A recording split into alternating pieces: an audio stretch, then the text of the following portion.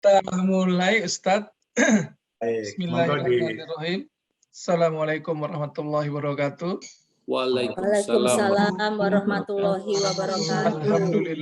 Alhamdulillahillazi hadana lihaza wa ma kunna linahtadiya laula an hazanallah. Asyhadu an la ilaha illallah wa asyhadu anna Muhammadan abduhu wa rasuluh. Amma ba'du. Para sedulur, kita bertemu lagi walaupun via daring dalam rutinitas kajian 2 mingguan kita, ya. Minggu ini kesempatan Ustadz Surwanto yang akan memberikan tausiah. Pada minggu ini kita akan bicarakan tentang surah Nabawiyah, ya. Mungkin ada yang sudah tahu apa itu surah Nabawiyah atau Sirah, bukan surah, sirah. Sirah Nabawiyah, ya. Mungkin juga ada yang masih belum tahu, ya. Jadi secara rutin mungkin ini kajian besar Sirah Nabawiyah, mungkin ada monggo Ustadz dimulai dari, entah itu dimulai dari kelahiran Nabi atau yang lainnya. Nah, minggu berikutnya kita akan bicara ketemu lagi dengan Ustadz yang lain. Sebelum memulai kajian kita, mari sama-sama awali kajian kita ini dengan sama-sama membaca Bismillahirrahmanirrahim. Bismillahirrahmanirrahim. Monggo Ustadz. Bismillahirrahmanirrahim. Matur nuwun atas kesempatan waktunya, Mas Sobel. A'udzubillahi minasyaitonir rajim. Assalamualaikum warahmatullahi wabarakatuh. Waalaikumsalam warahmatullahi wabarakatuh. Alhamdulillahirabbil alamin. Alhamdulillah ala kulli ni'mat wa ala ni'matil iman wal islam wal taufiq wal hidayah wal inayah wasihatul afiyah wa ala kulli ni'matin. Asyhadu an la ilaha illallah wa asyhadu anna Muhammadan abduhu wa nabiyya ba'da. Allahumma shalli wa sallim wa karim ala hadzal nabiyil karim. Nabiyina wa habibina wa syafiina wa qudwatina wa maulana Muhammadin wa ala alihi wa ashabihi wa junudihi wa man jahada fi sabili bihaqqi hadihi ila yaumiddin. Ma'asyiral hadirin, saudara-saudara semua yang berbahagia. Syukur kepada Allah Subhanahu wa taala, kembali Allah izinkan kita semuanya pada sore hari ini bermuwajahah, bertatap muka meskipun bertatap muka maya melalui media daring ini. Mudah-mudahan tanpa mengurangi hikmat dan manfaatan, kita bertemu bersama-sama sore hari ini dalam majelis yang insyaallah ayo Allah Subhanahu wa taala. Ya Rabbal.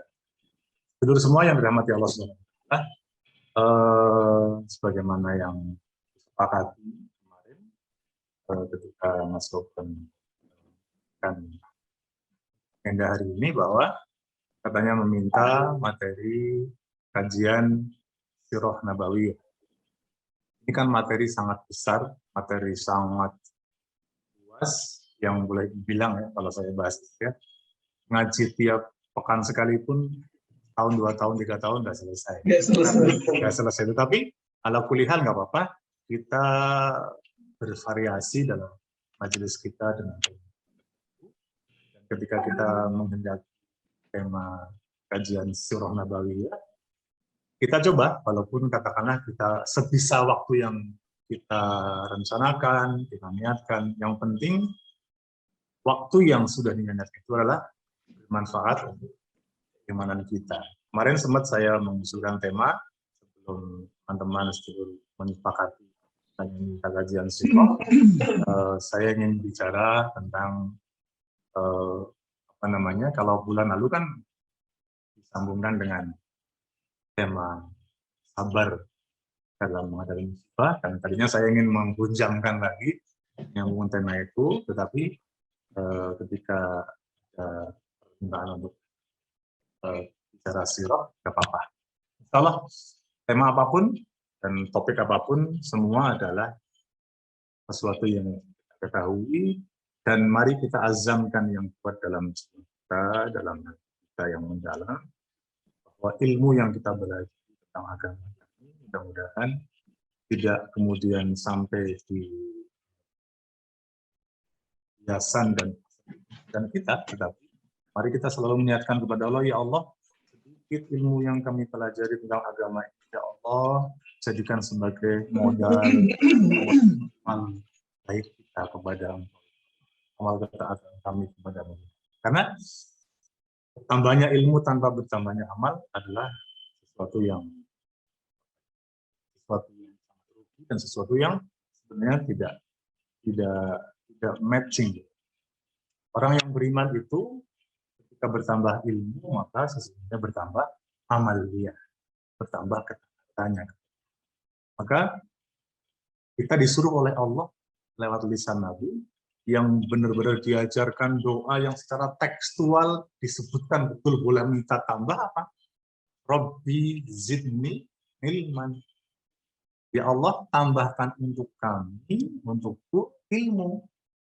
Kemudian farzukni fahman, dan berikan kepada kami, rizkikan kepada kami ya Allah, karuniakan kepada kami ya Allah, fahman, kefahaman tentang ilmu yang haji yang kita ingin tambah. Doa yang betul-betul secara tekstual diajarkan betul.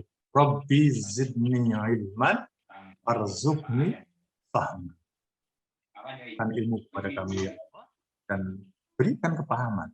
Mudah-mudahan ilmu-ilmu agama yang kita kaji sedikit, betul-betul membawa kepahaman kita juga tambah tentang Allah, tentang ma'rifat kepada Allah, ma'rifat kepada Rasulullah, atau umum adalah ma'rifat kepada din atau agama yang kita yakini jalan yang akan menyelamatkan. Itulah yang kemana kita selalu diajarkan doa dan kita digantungkan terus dalam doa dari kita. Allahumma inni as'aluka salamatan fiddin, mohon keselamatan dalam beragama, mohon ketetapan, kesahabatan, kekokohan di dalam beragama. Seluruh semua yang dirahmati Allah Subhanahu Wa Taala, tadi Mas Bang bilang mau dari mana? Ya idealnya yang namanya kita mau belajar atau ngaji, tentu kita dari awal, dari pengantar, dari tujuan sirah itu apa, supaya tertanam betul. Karena belajar sirah itu tidak seperti, walaupun sirah itu adalah sejarah, ya, sejarah perjalanan, tapi belajar sirah tidak sama dengan belajar sejarah-sejarah para tokoh. Karena belajar sirah itu nanti kita akan tahu dari sore hari ini, ya. Kan belajar sirah itu adalah belajar agama itu sendiri, belajar syariat itu sendiri. Terus sekalian, izin saya mengawali dari pengantar ya. Mudah-mudahan ini menambah mindset kita, menambah khasanah berpikir kita bahwa betapa pentingnya kita mengenal sirah Nabawi. Sirah. Kalau surah itu gambar, surat itu gambar. Kalau sirah itu sejarah perjalanan kehidupan. Nah, seluruh yang dirahmati Allah Subhanahu Wa Taala, berbicara tentang sirah Nabawiyah, berbicara tentang sejarah kehidupan Nabawiyah bagi Nabi kita, Muhammad SAW, adalah berbicara tentang apa? Kepribadian beliau, berbicara tentang puncak keteladanan beliau, berbicara juga tentang kesempurnaan sosok beliau. Dari awal kita mesti tanamkan, kita mesti tanamkan bahwa beliau itu adalah, ya, kalau kita merujuk pada salah satu ayat yang sangat masyhur, yang sangat familiar di telinga kita, bahwa apa? Laqad kana lakum fi Rasulillahi uswatun hasanah. Kan apal itu? Rata-rata apal ya. Laqad kana lakum. Dan sungguh ya, sungguh pasti ya. Dalanya lam taukid, ada qad penyungguhan. Sudah ada lam penyungguhan, ada huruf penyungguhan lagi, double. Ya. Sungguh dalam diri Rasulullah, laqad kana lakum fi Rasulullah, lakum, dalam diri Rasulullah, lakum bagi kalian, bagi kita semua, uswatun hasanah. Ada suri keteladanan yang baik, yang ihsan, yang luhur, yang mulia. Sahabat sekalian, beliau itu adalah qudwah atau uswah. Uswah bisa qudwah ya. Qudwah teladan juga, uswah juga contoh teladan sama. Beliau adalah uswah atau teladan dalam segala hal. Ya. Saya pernah membaca buku udah agak lama, salah satu karangan supernya Bapak Davini Antonio, itu dalam salah satu buku karyanya yang sangat bestseller waktu itu, merah covernya, judulnya Muhammad Rasulullah the Super Leader. Ya. Artinya Muhammad itu adalah super leader. Itu di situ dibahas 8 kepemimpinan, ya kepemimpinan bisnis, ya kerumah tanggaan, ya politik, ya sosial, ya apa namanya usaha dan macam-macam. Ya. 8 poin dalam buku itu dibedah tentang sosok Nabi. Ya. Jadi jangan sampai orang Muslim mengenal Nabi cuma sebagai Rasul saja, tapi dalam artian sebagai pembawa risalah, tapi Nabi pada sisi-sisi yang luar biasa adalah sosok yang segala macam. Mau ngomong apa, mau kuliah apa, mau bicara dari sisi apa, dalam diri Nabi ada semua. Saya pernah baca salah satu tulisan skripsi yang berkaitan dengan pendidikan karakter anak sekolah. Itu salah satu tulisan mengatakan ada 23 karakter Nabi yang tonjolkan dalam kehidupannya yang bisa diangkat, diadopsi, diambil untuk menjelaskan atau mendidik karakter-karakter. Jujur, amanah, sidik, kemudian fatona, kemudian kecerdasan yang lain, dan sebagainya. Banyak sekali. Nah, saya mengambil rujukan salah satu yang kita ini adalah Surah Nabawiyah karangan Ibnu Hisham. Baik, sahabat sekalian, saya ingin mengawali. Jadi beliau itu adalah uswah atau kedua atau figur teladan dalam segala hal.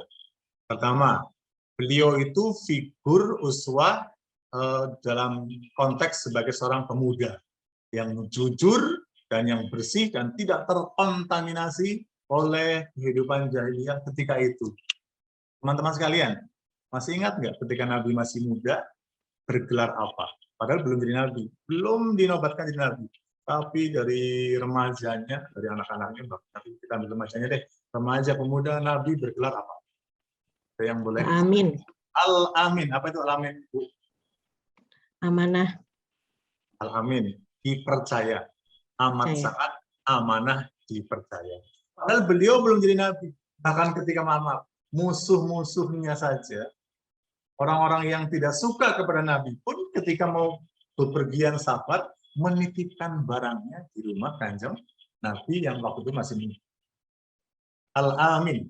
Orang yang sangat-sangat dipercaya. Ya. Amanah dan dipercaya.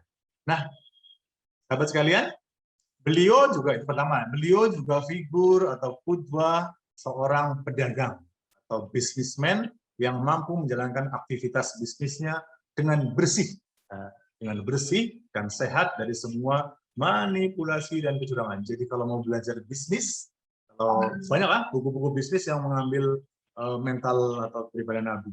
Bagaimana bisnis Rasulullah. Itu akan tergambar betul bagaimana Kanjeng Nabi mengajarkan tentang bisnis yang bersih, yang tidak ada curang, tidak ada tepu-tepu dan sebagainya. Ini saya segera contohnya gampang aja dicerna. Kalau tukang buah, maaf, ini cuma contoh ya, jangan sampai dikaitkan bahwa tukang buah begitu ya. Biasanya tukang buah, kalau nata buah yang bagus di luar, yang busuk-busuk ada sebagian atau yang kurang-kurang di dalam, betul nggak? Betul nggak? Kadang-kadang kita jumpai nggak pernah begitu. Ada pengalaman tukang buah itu nata buahnya yang bagus-bagus di luar, tapi yang di tengah di dalam ada yang kalau Kanjeng Nabi nggak ngajarin. Katakan kalau yang jelek-jelek, yang bagus-bagus hanya berbeda nggak masalah. Saya bahkan beberapa kali membuktikan ketika beli duku nih Pak, sekedar contoh ya, sekalian. Memang zaman sekarang ini luar biasa. Orang berbuat curang pun tidak rasa salah gitu. Bagaimana mungkin ya? Ketika saya beli duku, pasar Minggu waktu itu, masih pengen tahu aja, Bang, beli duku. Ya. Nah terus beli 2 kilo, ketika ditenteng rasanya betul-betul tidak 2 kilo. Feeling saya ini paling-paling sekilo 6, mohon lah. Kan kita bisa punya feeling ya, kalau 2 kilo rasanya gimana gitu ya. Apa abang itu bilang, Bang, kok kayaknya timbangannya kok gimana gitu ya, kayaknya kok kurang mantep ini. Pak, kalau mau timbangannya mantep, harganya beda. Bayangin Bu, Komentarnya lihat, komentarnya sederhana banget kelihatannya. Pak, kalau mau timbangannya benar, harganya beda. Padahal akadnya kita beli 2 kilo. Tapi ternyata itu tidak 2 kilo. Berarti berapa nilai atau barang yang tidak halal yang dia konsumsi kalau dia begitu berlama-lama bertahun-tahun. Kalau emang harganya beda, katakan harganya beda. Mau berapapun beda, mau berapapun mahalnya selisih dengan yang lain pun, yang penting redo yang beli. Redo yang beli, redo yang jual. Jadi artinya menjadi halal. Tapi kalau ngerasa dibohongin kan, yang pasti nilai kurangnya itu adalah sesuatu yang tidak halal. Kenapa? Karena tidak sesuai dengan akad. Dengan mudahnya mengatakan, kalau yang timbangannya bagus, harganya beda, Pak. Berarti kan selama ini bertahun-tahun dia buat kekurangan. Nabi mengajarkan bisnis yang jujur. Sampai-sampai salah satu kata-kata kalimatnya tentang bisnis itu, oh, pedagang yang jujur nanti di akhirat, di hari kiamat, di surga bersama aku. Dekat. Nabi mengatakan dekat sekali. Tentu, di makna sebaliknya, pedagang yang curang, kira-kira bagaimana? Kalau yang dekat, ya adalah pedagang yang jujur, yang betul-betul amanah, yang betul-betul tidak pernah mencurangi pelanggan, itu adalah yang akan mendapatkan syafaat, ya. Yang kedua adalah figur bisnis. Yang ketiga diantaranya adalah beliau adalah figur qudwah, sosok teladan seorang suami yang mampu menjalankan peran-peran kesuamian. Jadi masya Allah ya, kalau belajar menjadi suami yang baik itu ada pada sesuatu biasa. Itu temanya sangat luas sekali kalau bicara soal Rasul sebagai seorang suami. Sempurna. Bahkan salah satu kalimatnya ketika bicara soal itu adalah, aku adalah orang yang paling baik terhadap keluarganya. Khiyarukum khairukum li ahli. Baik-baik di antara kalian adalah yang paling baik dengan ahli keluarganya. Maksudnya para suami yang paling baik, kata Nabi, suami-suami yang paling baik dengan keluarganya. Dan kemudian Nabi melanjutkan, aku adalah orang yang paling baik dengan keluarga. Itu salah satu hadis konteks dalam. Beliau juga seorang figur qudwah, seorang ayah, bapak ya, yang sangat sayang kepada anaknya. Suami yang sayang kepada istrinya, bapak yang sayang kepada anaknya, kepada kemaslahatan. Dan berikutnya lagi adalah beliau adalah figur atau sosok atau contoh orang tetangga yang concern menjaga kehidupan berketetanggaan. Nah, dalam konteks sosial bertetangga, beliau adalah orang yang sangat menjaga hukum-hukum bertetangga. Dalam konteks itu, Bapak Ibu, saudara semuanya, mungkin ingat hadis yang cukup masyhur, karena di sekolah juga dibahas, di SMP, SMA itu dibahas berkali-kali. Apa kata Nabi? Man kana yu'minu billahi wal yaumil akhir, ya, fal yukrim jarahu. Siapa yang merasa mengklaim dirinya, merasa beriman kepada Allah dan hari akhir, apa namanya? Fal yukrim jarahu, maka muliakanlah tetangganya. Memuliakan tetangga itu disejajarkan dengan iman kepada Allah dan hari akhir. Ini artinya bukan perkara main-main. Ya. Bersikap baik dengan tetangga itu perkara yang dijejerkan soal iman kepada Allah dan hari akhir. Kan luar biasa. Bukan ecek-ecek, bukan abal-abal. Jadi bertetangga yang tidak baik itu adalah perkara yang juga dalam syariat Islam itu luar biasa buruknya. Dalam konteks ini, Bapak Ibu, saya ingin menyelip-nyelipkan riwayat ya dalam pembukaan ini. Saya ingat seorang sahabiah, seorang wanita sahabat Nabi. Kalau sahabat laki-laki ya, sahabiah, sahabat tadi. Itu mengadukan perihal tetangganya, perihal temannya kepada Nabi. Kira-kira begini deh, tak ringkas bahasa saya. Ya Rasulullah, si Fulana, dia sedang menceritakan perempuan yang lain, tetangganya, saudaranya, pokoknya kerabatnya yang dia kenal. Ya Rasulullah, si Fulana kalau malam rajin sholat, ya sunnahnya, ya wajibnya, kebayang ya, tahajudnya. Kalau siang rajin ibadah siang, ya sholatnya, ya saumnya, ya sunnah-sunnahnya dan sebagainya. Tapi ya Rasulullah, dia sangat sering dan sangat paling mudah menyakiti tetangganya, menyakiti sesamanya dengan lisannya. Ya Rasulullah, bagaimana halnya dengan Fulanah itu ya Rasulullah? Kata Nabi, singkat, jelas, padat, dalam. Dia finnar. Dia adalah bagian dari ahli neraka. Gimana coba? Orang yang rajin ibadah, Bapak Ibu, itu masih dikatakan bagian dari neraka. Artinya, ibadah yang tidak menembus kepada penjagaan hak-hak sesama, penjagaan dan penghormatan kepada hak-hak sesama anak Adam, akhlak sosial, hablum minan nas, ternyata tidak beres. Itulah yang kemudian dalam banyak ayat dijelaskan kepada kita bahwa orang yang selamat itu adalah orang yang menjaga hablum minallah wa hablum minan nas. Sambung rapatnya kepada Allah dan sambung rapatnya kepada sesama manusia. Saya sering mengatakan dalam poin ini, orang yang baik kayak apapun hubungan vertikalnya kepada Allah, tapi sosialnya masalah, itu masalah. Orang yang baik kayak apapun hubungan sosialnya, tapi rusak kepada Allah, juga masalah. Bu Rida Tirtoyo, nyun sewu, saya badhe nyuwun pirsa pendapat jenengan. Bagus mana orang yang ibadahnya taat, tapi sama tetangga rusak hubungannya, apa mendingan yang baik banget sama sesamanya, tapi hubungan kepada Allahnya nggak dia pikirin, sholat nggak pikirin, ibadah nggak pikirin. Nyun sewu, penjenengan boleh berpendapat. Sekitar contoh aja. Gimana Bu Tirtoyo? Boleh nggak berpendapat? Bagus mana kalau saya tanya begitu? Nyun sewu, suaranya dibuka aja, Bu.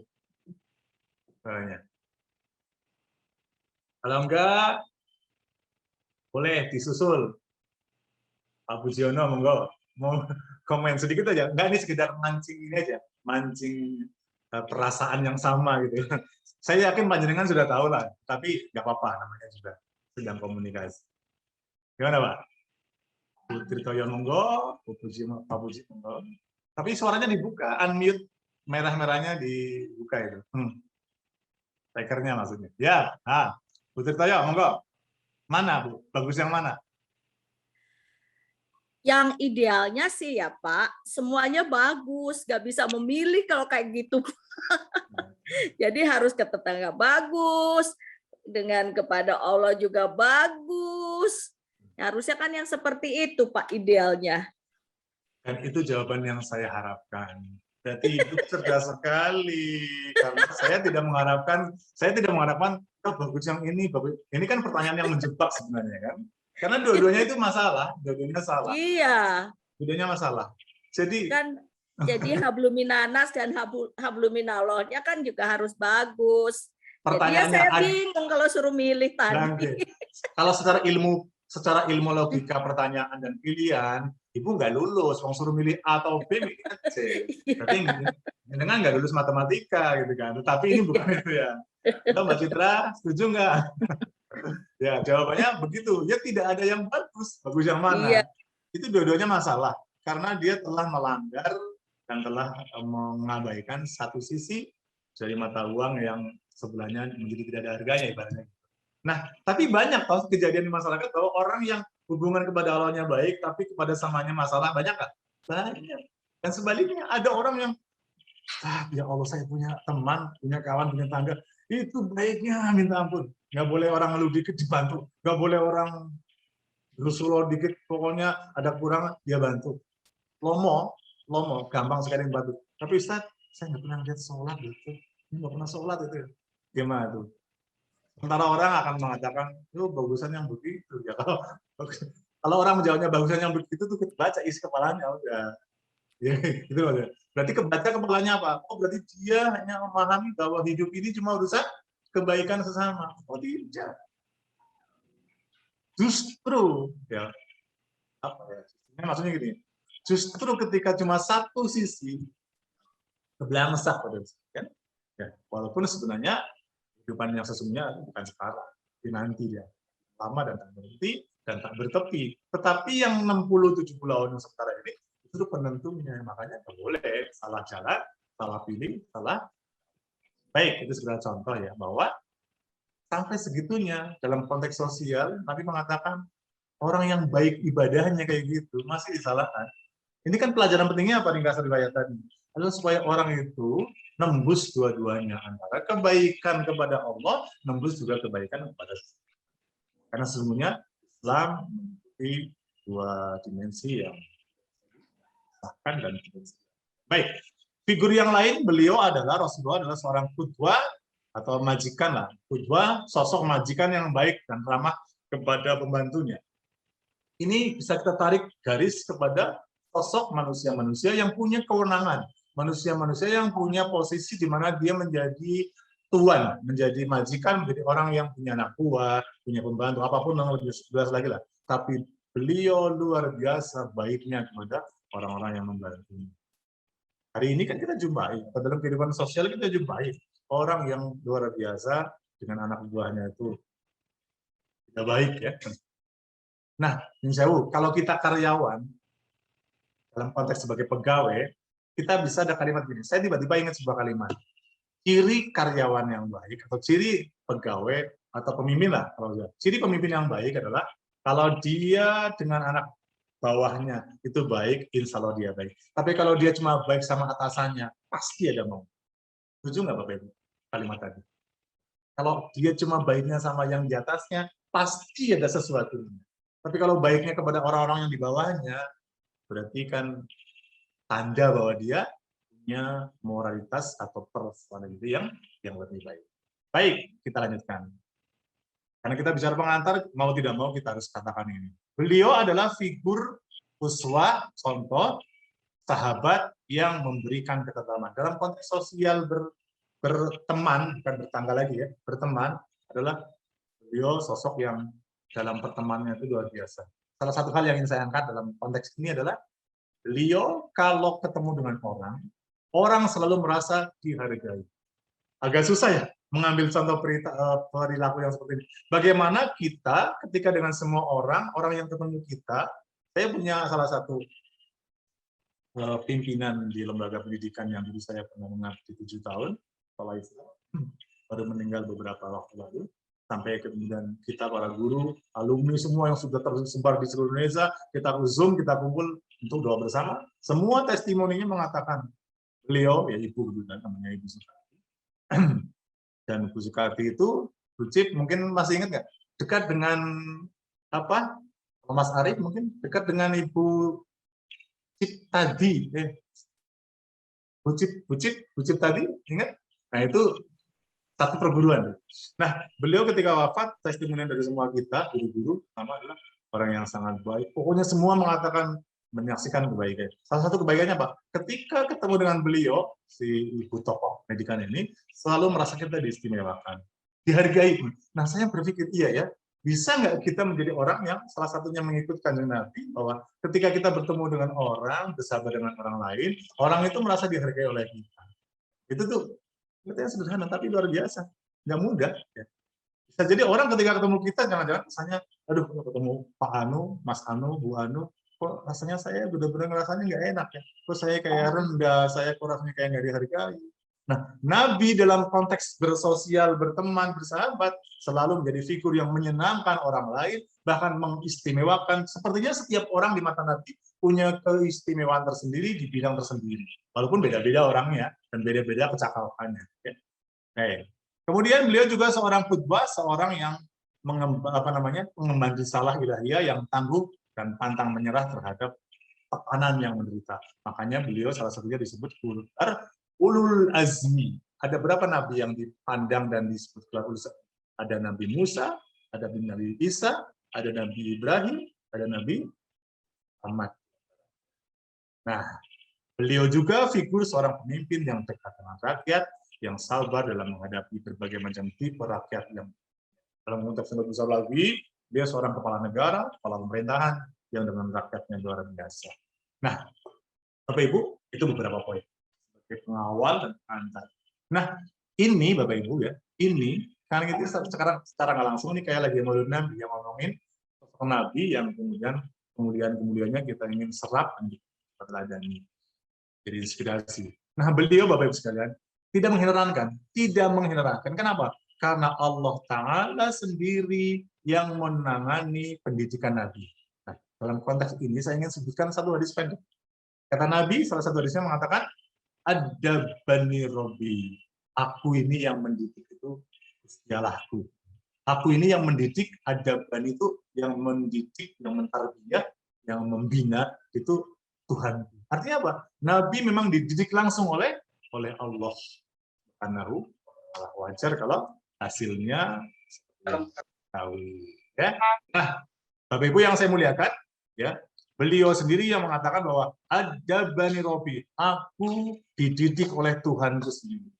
Nah, Tuhan Allah mentarbiyah, membina beliau, mensucikan beliau, mendidik beliau, menjaga beliau, dan kemudian Allah Ta'ala bahkan mengatakan dalam salah satu ayatnya, wa innaka, surat Al-Qalam, Nun, ya surat 68 ayat 5. Wa innaka la'ala khuluqin. Oke, diterusin. Yang tahu? Ayat pendek tapi menunjukkan keluhuran Kanjeng Nabi. Kata Allah apa? Allah loh memuji. Allah sendiri yang memuji Kanjeng Nabi dengan kalimatnya apa? Wa innaka la'ala khuluqin azim. Wa innaka, dan sesungguhnya engkau wahai Muhammad, kata Allah gitu ya, la'ala, sungguh berada di atas, la'ala khuluqin azim, berada di atas akhlak yang azim. Bapak Ibu, azim itu tidak sekedar besar atau kabir. Karena kalau kabir besar, tapi kalau azim besar dan mulia. Besar, agung, mulia, luas. Luar biasa. Itu pujian Allah langsung kepada beliau. Wa innaka la'ala khuluqin azim. Engkau Muhammad adalah sosok yang berada dalam ketinggian budi pekerti, akhlak yang luhurnya luar biasa. Makanya bicara tentang keluhuran budi pekerti Rasul tidak pernah ada habisnya, dan itu adalah inspirasi kemuliaan bagi umat. Bapak sekalian, itulah barangkali ya salah satu sebab, ya sebenarnya bukan barangkali lagi, itulah sebab dibalik kesuksesan dakwah Nabi atau misi Nabi membawa risalah yang sangat diterima di relung hati kalbu manusia pada dunia. Ya. Dan kemudian, Bapak sekalian yang dirahmati Allah Subhanahu Wa Taala, kita kaum muslimin ya, amat beruntung ya, saya ingin katakan amat beruntung banget ya mempunyai figur qudwah atau uswah atau contoh suri teladan model Kanjeng Nabi. Kanjeng Nabi memang manusia, tapi bisa dicontoh oleh manusia lain. Gini Bapak sekalian, sedikit pertanyaan menggelitik aja. Kenapa Allah tidak turunkan yang menjadi nabi itu malaikat?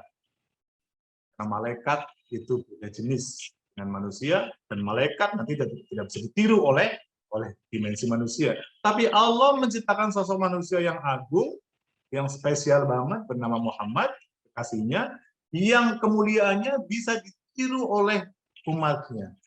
Nah, tetapi sahabat sekalian, saya ingin mengatakan kepada kita semuanya, ada satu ungkapan yang menunjukkan tentang kemuliaan beliau. Ya. Rasul itu adalah bashar lakal bashar. Basyarun lakal basyar. Maksudnya apa? Kanjeng Nabi itu adalah manusia, tapi tidak seperti kebanyakan manusia. Bisa dipahami, Bapak Ibu? Ya. Kanjeng Nabi itu basyarun, manusia, tapi lakal basyar. Tapi tidak seperti umumnya manusia. Karena ya tadi, pertama, Nabi memang sudah diprogram oleh Gusti Allah menjadi manusia yang termulia. Kalau bicara soal yang lebih jauh lagi, berabad-abad, miliar sebelumnya, ini bumi, ya kalau kita bicara tentang tasawuf, ini bumi dicipta, ya, bumi dan seisinya dicipta, sebelum yang lain semuanya, sebelum dicipta itu sudah dicipta Nur Muhammad. Jadi ini semua makhluk, ini jagat raya, manusia, malaikat, semua yang ciptaan Allah itu dicipta karena sebelumnya sudah dicipta dulu oleh Allah, Nur Muhammad, cahaya Muhammad. Bahkan Adam pun tidak mendapatkan itu. Semua nabi kecuali nabi yang terakhir yang kemudian akan dicipta adalah yang bernama Kanjeng Nabi. Bapak Ibu yang dirahmati Allah Subhanahu Wa Taala. Karena itu, sekali lagi saya ingin katakan kita sungguh beruntung. Pertama punya sosok Kanjeng Nabi. Kedua kita menjadi umatnya Kanjeng Nabi. Nabi Musa saja kalau boleh milih sampai dialog dengan Allah, ya Allah, saya kepengen jadi nabi seperti Kanjeng Nabi Muhammad. Nggak bisa, gurunya beda. Kalau gitu saya jadikan nabi, jadikan umatnya Kanjeng Nabi Muhammad. Tapi kan sudah lewat waktunya. Nah, maka bersyukurlah kita menjadi umatnya Kanjeng Nabi Muhammad akhir zaman, yang insya Allah sebelum Nabi Muhammad masuk ke surga sebagai orang yang pertama kali, maka tidak diizinkan baik Nabi Adam sampai yang terakhir tidak boleh masuk surga sebelum Rasul masuk surga dan buka pintu. Dan kemudian sebelum umat-umat yang lain masuk surga, maka umat yang pertama kali akan dimasukkan surga oleh Allah adalah umatnya Kanjeng Nabi Muhammad. Karena itu, izin saya menguatkan saya dan kita semuanya. Ayo, passwordnya syafaat Nabi, kita coba terus cari dan kita kuatkan dalam benak kita. Memang berbanyak apa? Dalam hari-hari ibadah. Berbanyak sholawat kepada Bapak Ibu, saya ingin mengatakan begini, monggo, tolong disimak. Kalau orang yang tidak mengenal Nabi, dalam pengenalan yang lebih jauh, lebih luas, lebih dalam tentang bagaimana Nabi yang mulia itu, mungkin saja kalau bersolawat itu hamba. Mungkin saja bahkan tidak terlalu mudah bersolawat. Mungkin saja sangat jarang bersolawat.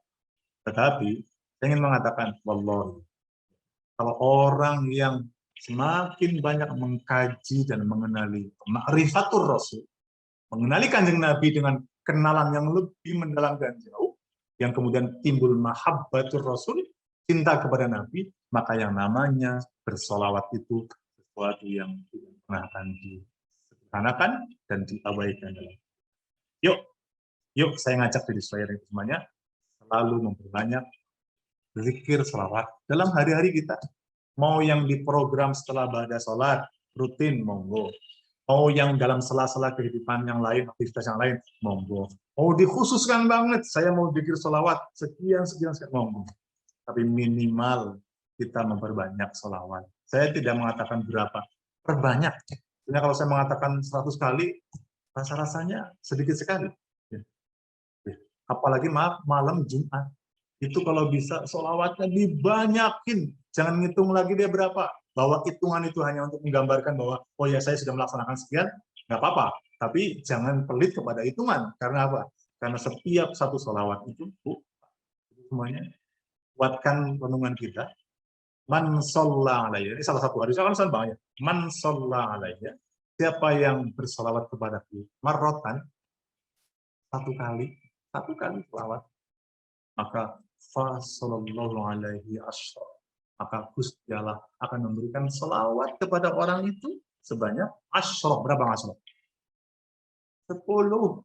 Bapak Ibu, kalau kita berselawat kepada Nabi sekali, ya Allah akan membalas selawatnya kepada kita. Bukan Nabi yang membalas, Allah membalas selawatnya atas kita kepada Nabi, kepada kita 10 kali. Dan Bapak Ibu sekalian, apa yang dimaksud dengan selawat Allah kepada manusia? Kalau kita kan selawat kan, Allahumma sholli ala Sayyidina Muhammad, kan kita memohon kepada Allah agar Allah melimpahkan keselamatan kepada Nabi. Tapi kalau selawatnya Allah kepada hambanya adalah berupa rahmatnya, berupa perlindungannya, berupa penjagaannya, berupa naungannya, macam-macam. Dan itu satu berbalas 10. Itu dari sisi Allah. Dari sisi Nabi secara pribadi, bahwa siapa yang bersolawat kepadaku paling banyak, itulah yang nanti di surga paling dekat denganku. Apa? Nabi menunjukkan pakai jari ya. Jadi kata Nabi, akrobin ini, orang yang paling dekat kepadaku atau denganku nanti di kiamat di surga adalah yang aksaruhum sholawatan, yang paling banyak membaca sholawat. Saya ingin menegaskan kepada kita semuanya, para saudara, sholawat itu akan menjadi terasa betul kalau kita semakin banyak mendalami, mengenali sosok. Dan hari ini kita mencoba memperkuat kedalaman makna itu pelan-pelan agar kita lebih. Oke, itu pengantar yang dalam hal sosok Kanjeng Nabi. Nah, pada akhirnya ingin saya katakan kepada kita semuanya, dan salah satu, ya tadi kan kita sudah bicara sosok-sosok yang aneka macam figur teladan dalam berbagai sisi ya, dan salah satu upaya untuk bisa menteladani Kanjeng Nabi, Bapak Ibu, tolong di sini. Ya. Untuk bisa menteladani dan semaksimal tentang diri Kanjeng Nabi SAW, maka caranya salah satunya dengan mempelajari sirah beliau. Artinya salah satunya sepak terjang beriman beliau yang karena itu sepakat kita coba akan mengenali beliau lebih lanjut.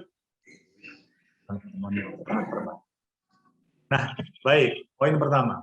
Poin kedua, tetap ini penting karena ini adalah bagian dari pengantar sebuah kajian sirah, agar mindset kita bilang utuh lah ya, utuh bahwa tujuannya orang belajar sirah itu apa sih? Secara umum tahu lah, supaya mengenali Kanjeng Nabi. Tapi secara poin barangkali kuatkan ya, sahabat sekalian. Yang pertama Pak, saya coba kutipkan dari salah satu ulama yang luar biasa, alimnya, yang maaf sudah meninggal beberapa waktu lalu, yang ketika ada ada insiden ya, yaitu Dr. Muhammad Said Ramadan Al-Buti, nama Syria yang luar biasa alimnya, karyanya banyak. Salah satu karya monumentalnya yang menjadi rujukan kajian sirah adalah beliau ya, dengan sirahnya. Fiqhus Sirah nama kitabnya. Fiqhus Sirah. Fiqhus Sirah kan banyak ya. Fiqhus Sirah Siano, si fulan, macam-macam lah. Masing-masing Fiqhus Sirah punya ya sama kayak tafsir Pak ya. Tafsir itu kalau Hamka ada terasa begini, kalau Said Kutub agak terasa begini, kalau tafsirnya misalnya Al-Misbah lah yang ke-Indonesiaan, misalnya Pak Quraisyah begini. Masing-masing tafsir punya kedalaman tersendiri, punya sisi tersendiri, punya kekhasan tersendiri. Nah, pun demikian kajian fikih surah yang dikarang oleh para ulama. Nah, saya ingin nukilkan sedikit, nggak banyak dari tentang tujuan belajar fikih surah. Beliau katakan begini Bapak Ibu, dalam kitabnya fikih surah dinukilkan oleh Mishan itu, yang pertama, apa sih tujuan dari membaca atau mengkaji fikih surah itu? Pertama, yang sudah kita tadi secara langsung sudah kita terangkan, yaitu pertama untuk memahami pribadi Kanjeng Nabi, ya, pribadi kenabian Rasulullah SAW melalui sisi-sisi kehidupan dan kondisi-kondisi yang pernah dihadapinya, untuk menegaskan bahwa beliau bukan semata-mata seorang yang dikenal di antara kaumnya, namun beliau itu sebelum itu beliau adalah seorang rasul yang didukung oleh Allah Subhanahu wa taala dengan wahyu dan taufik. Artinya beliau itu sosok manusia yang memang diprogram oleh Allah dengan wahyu secara khusus. Jadi tidak sekedar untuk dikenal oleh masyarakat ya. Kedua, tujuan dari belajar sirah adalah agar manusia mendapatkan gambaran, nah ini yang sangat penting, keteladanan tertinggi, paripurna dalam seluruh aspek kehidupan beliau, untuk mereka jadikan sebagai undang-undang dan pedoman hidup. Tidak disangsikan lagi bahwa jika manusia mencari salah satu keteladanan tertinggi dalam salah satu aspek kehidupannya, pasti, kata beliau, pasti akan ditemukannya dalam kehidupan Rasulullah SAW secara jelas dan sempurna, karena Allah Ta'ala menjadikan beliau sebagai qudwah atau uswah bagi semua manusia. Tadi sudah kita bahas di awal beberapa poin dalam sisi suami, sisi orang tua, sisi bisnis, sisi bersosial, semua. Bahasa gampangnya gini, mau tanya soal apa, mau nyari contoh tentang perihal kehidupan sisi apa dan mana saja, pasti kemudian itu akan didapati dari figur Nabi Muhammad SAW. Itu yang kedua. Yang ketiga, sahabat, di sini ada 5, saya ingin nukilkan untuk kita semuanya. Ya. Yang ketiga, agar manusia mendapatkan sesuatu yang dapat membantunya dalam memahami kitabullah. Agar muslim, mukmin bisa mengetahui, mendapatkan sesuatu yang membantunya dalam memahami Quran. Orang ingin memahami Quran dengan baik, maka salah satu pendekatannya adalah mengkaji sirah. Nah, sirah adalah terjemahan langsung dalam sosok kehidupan Nabi atas syariat-syariat yang Allah turunkan. Karena banyak di antara ayat-ayat Quran baru bisa ditafsirkan dan dijelaskan maksudnya melalui peristiwa-peristiwa yang pernah dihadapi Kanjeng Nabi SAW dan mana Nabi mensikapinya. Jelas nggak ya kira-kira begitu? Jadi banyak ayat-ayat Quran, ya, para ahli tafsir pun ketika menafsirkan sesuatu bisa menjelaskannya dengan baik. Salah satunya merujuk kepada kehidupan Nabi. Apalagi banyak ayat-ayat yang turun memang, makanya ada istilah apa? Asbabun nuzul. Ayat ini turun karena asbab apa? Ada sebuah peristiwa misalnya, bla bla bla. Nah itu turun. Nah turunnya itu dengan sebab tertentu. Nah, itu jawaban penjelasan tentang ayat. Jadi apalagi kalau kita belajar lebih jauh tentang bagaimana ayat-ayat asbabun nuzul, maka kita akan tahu bahwa oh ayat ini turun karena begini, ayat ini turun karena begini. Jadi penjelasan hukumnya itu langsung dijawab dengan sebuah peristiwa konkret, reality, real maksudnya, yang terjadi pada waktu itu. Oke, itu yang ketiga. Yang keempat, sahabat sekalian, dengan mengkaji sirah nabawiyah, seorang muslim dapat mengkoleksi sekian banyak pengetahuan Islam yang benar, baik akidah, hukum, akhlak, karena kehidupan Nabi adalah gambaran konkret tentang sejumlah prinsip-prinsip dan hukum-hukum dalam Islam. Akidah, fikih, akhlak, kemudian apa saja, itu semua tergambar dalam kehidupan Nabi. Maka rujukannya ke sana. Yang terakhir dalam nukilan ini, dalam kitab yang saya ambil ini, agar setiap dai, nah ini konteksnya dalam seorang dai ya, agar setiap dai, itu penyeru ya Bapak Ibu, jangan digambarkan dai itu ustadznya, dai itu penyeru, siapapun bisa menjadikan seorang dai. Dan sebenarnya kewajiban berdakwah itu, punten, kewajiban setiap pribadi muslim. Itulah kemudian yang kemudian Allah katakan dalam surat Al-Imran, wal takum minkum ummatun yad'una ilal khair. Haruslah di antara kamu ada orang-orang yang selalu yad'u ilal khair. Al munkar. Amar ma'ruf dan munkar adalah sesungguhnya kewajiban setiap diri. Apakah bisa kalau orang tidak punya ilmu berdakwah? Ilmu berdakwah itu jangan, maksudnya gini, ngerti sedikit pun sesungguhnya bisa menjadi asbab mengajak orang. Bahkan perilaku yang baik itu adalah dakwah. Ya, makanya dakwah yang baik itu adalah bil hal, bil moralitas, bil akhlak. Orang yang baik sekarang, contoh yang paling gampang baik itu, kalau ada warung, misalnya kita kenali, warung itu dagangnya jujur, pelayanannya ramah, bahasa Jawanya ngewongke, lalu kemudian nggak pernah bohong, yang bagus barangnya bagus, yang jelek dibilang jelek. Yang benar. Nah, secara nggak langsung, ketika dia berdagang dengan jujur, sesungguhnya dia telah berdakwah kepada manusia. Sesungguhnya dia telah mendakwahkan Islam di bagian itu kepada manusia-manusia yang berkorelasi dengan dunia.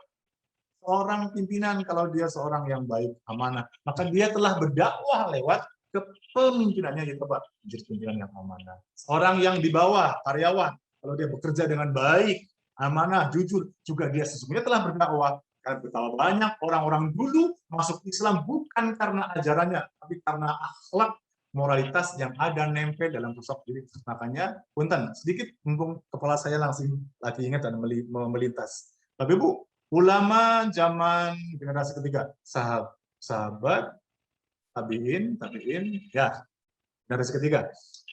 Imam Hasan Al-Basri. Nah, mumpung saya ingat, ngomongin keluh dan mulia, budi pekerti, tiba-tiba melintas. Beliau itu, riwayat yang masyhur, salah satu akhlak beliau, Imam Hasan Al-Basri itu tinggal kayak, mungkin gambarnya gini, Pak. Tinggal di rumah yang nempel dengan rumah tetangganya. Atau katakanlah kalau di flat, yang mungkin, apa ya, atas bawah gitulah kira-kira, atau kiri kanan, tapi yang jelas ada sebab tertentu. Itu apa? Suatu ketika, si tetangganya Hasan Al-Basri, berkunjung ke rumah Hasan Al-Basri karena ada keperluan. Didapatinya, Bapak Ibu sekalian, didapatinya ada air yang menetes dan bau yang kemudian yang dibersihkan, dan kemudian si tetangga nanya, ya Syekh, kalau dia ini mungkin manggilnya pokoknya kepada tetangga lah ya, atau ya bolehlah kita panggil, ya Syekh, itu air apa? Bergetar rasanya kita baca kisah itu. Terus sekalian, apa yang terjadi? Itu air kotor dari WC sebelah yang sudah riwayat mengatakan 11 tahun, yang lain mengatakan 20 tahun. Bayangin, itu air kotor yang netes, yang rembes, bahkan sampai menimbulkan bau dan kotor yang sangat tidak enak, itu sudah puluhan belasan tahun dari tangga orang tadi yang berkunjung. Dan itu orang Yahudi, bukan orang Islam. Apa yang terjadi? Kemudian dia asyhadu alla ilaha illallah.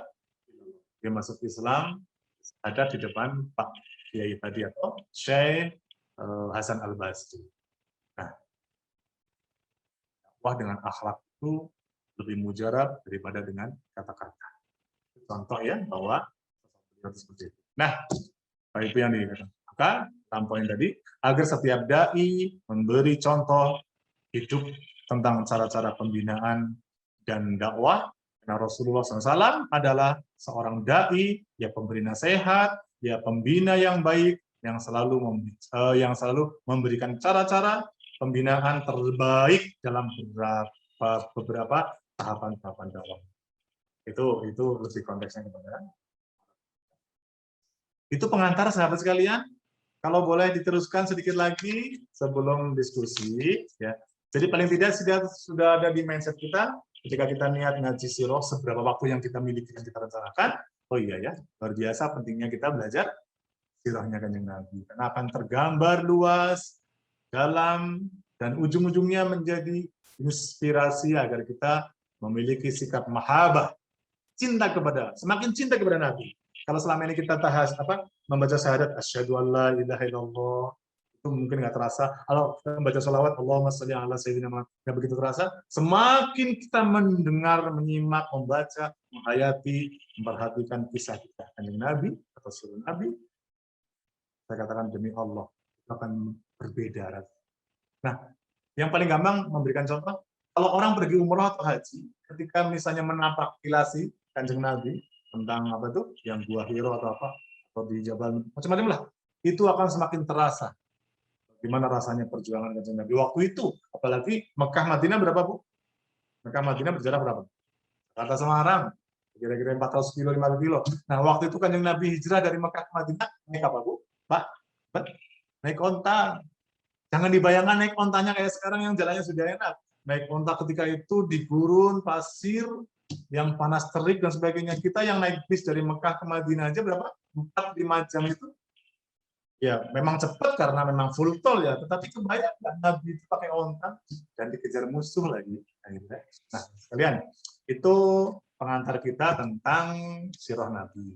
Nah, Bapak sekalian, kita boleh memasuki sedikit ya tentang sinopsisnya dulu nih, sinopsisnya Kanjeng Nabi, ringkasan lahir sampai ini ya. Saya boleh izin bacakan ringkasan supaya nggak terlalu panjang. Oh, apa? Boleh?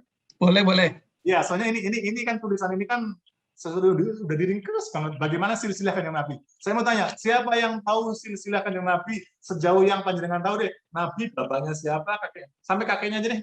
Nabi bapaknya siapa, kakeknya siapa? Kakek yang pertama saja deh, yang langsung aja. Boleh, raise hand, angkat tangan. Ini layar saya kan biasanya isinya 100 murid ini. Ada 50-100 murid. Wajahnya dan sekarang cuma berapa nih? Tuh, dapat mana?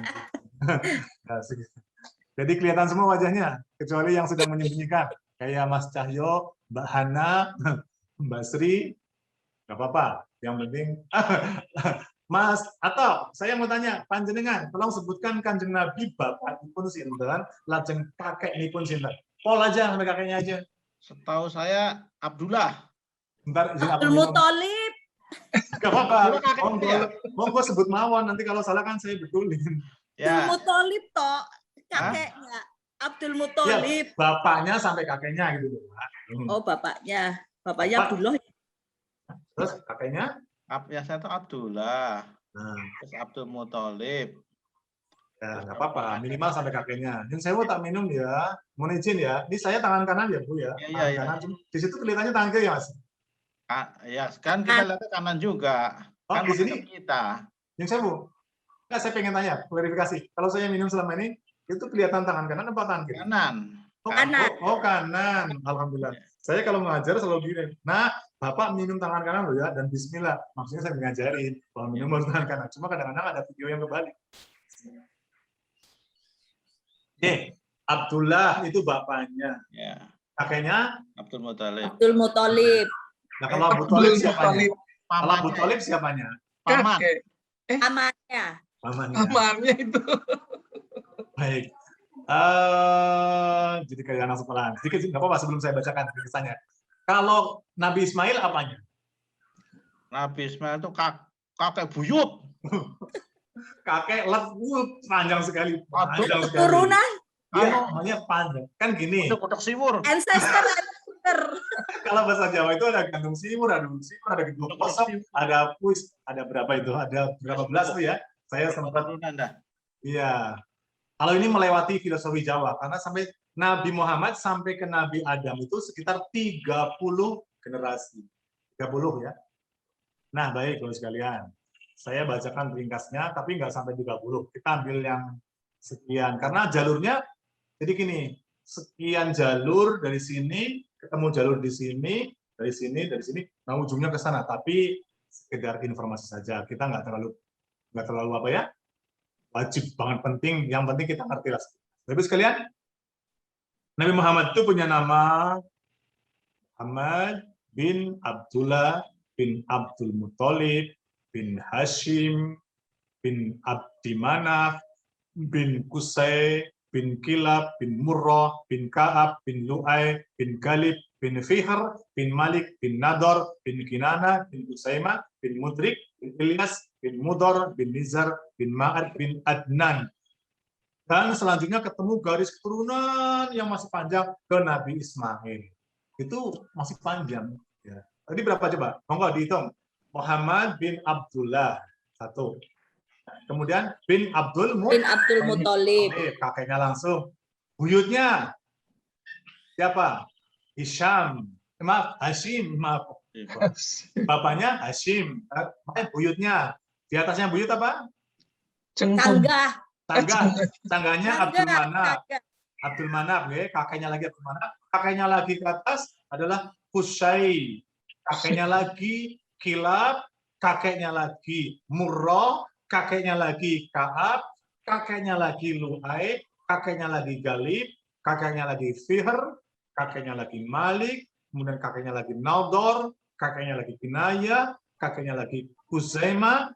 Kemudian kakeknya lagi Mudrik, lalu Ilyas, lalu Mudor, Nizar, Ma'ad, Adnan. Itu sudah berapa belas pun belum sampai ke Nabi Ismail. Tapi dikit lagi sampai sini. Jadi itu. Minimal sampai ke Cangkah deh, Bu. Nah, coba. Ahmad bin Abdullah bin Abdul Muthalib bin Hashim bin Hashim bin Hisham Pak Hashim. Hashim. Hashim. Ya, ulangi lagi ya. Abdullah bin Hisham. Iya, Iza. Abdullah bin Hisham bin Abdul Muthalib bin Hashim bin Abdul Manaf. Enggak deh, sampai 5 saja. Ya, ditempelin ke sini. 5 berarti apa? Buyut, cucu, buyut, tangga. Repot banget sih orang Jawa ya. Saya monggo lah, nggak apa-apa. Tapi sekedar ini aja wawasan saya. Nah, kemudian silsilah dari garis keturunan beliau dari sisi ibu. Kalau tadi dari bapak, ya. Soalnya nanti ketemu di generasi ke-5 atau ke-6 itu ketemu di kakek yang sama. Jadi Kanjeng Nabi itu bapaknya dan ibunya kalau ke atas pohonnya 1. Nah, kita lihat generasi silsilah dari ibu. Sementara garis keturunan Nabi dari ibunya bernama Siti Aminah. Iya. Siti Aminah. Terus ke atas. Nah, saya bacakan aja. Sementara garis keturunan beliau dari sisi ibunya adalah Muhammad bin Aminah, ya, binti ya. Muhammad kalau binti Aminah, binti siapa? Bapaknya Aminah siapa? Wahab. Bapaknya Wahab. Abdul Manaf. Bapaknya Abdul Manaf adalah Zuhra. Bapaknya Zuhra adalah Kilab. Dengan demikian ketemu garisnya yaitu pada Kilab.